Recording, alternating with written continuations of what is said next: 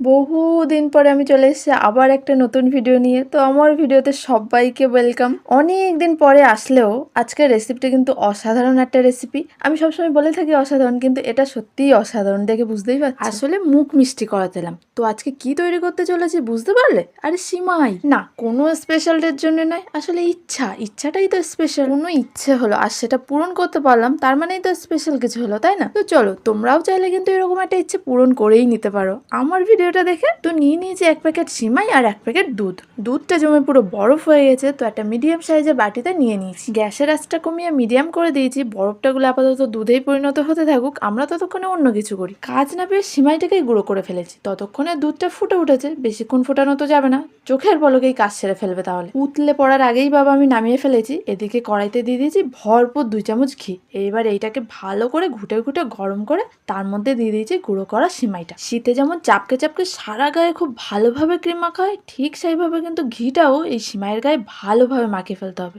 কোথাও যেন ফাঁকা না যায়। এবারে আর কিছু না, দিয়ে দেবো গরম দুধ। হ্যাঁ, একটু টকবক করে উঠবে, বাট কিছুক্ষণ পরে ঠিক হয়ে যাবে। আরে সেই মানুষগুলোর মতো যারা একটুতেই রেগে টকবক করে ওঠে, অথচ কিছুক্ষণ পরে একদম শান্ত হয়ে যায়। এই মানুষগুলোও কিন্তু একরকম ভাবে সুন্দর, ঠিক যেরকম মিষ্টির মধ্যে সিমাইটাও একটা ভিন্ন স্বাদের সুন্দর। তো ভালোভাবে ফুটে উঠতে দিয়ে দিলাম 2-3টে তেজপাতা আর 1 চামচ লবণ, আর টেস্টটাকে ব্যালেন্স রাখবে। ও হ্যাঁ, যদি কাজু কিশমিশ দিতে চাও তাহলে কিন্তু আগেই একটু তেলে ভেজে নিয়ে তারপরে সিমাইয়ের সাথে মিশিয়ে দিতে পারো।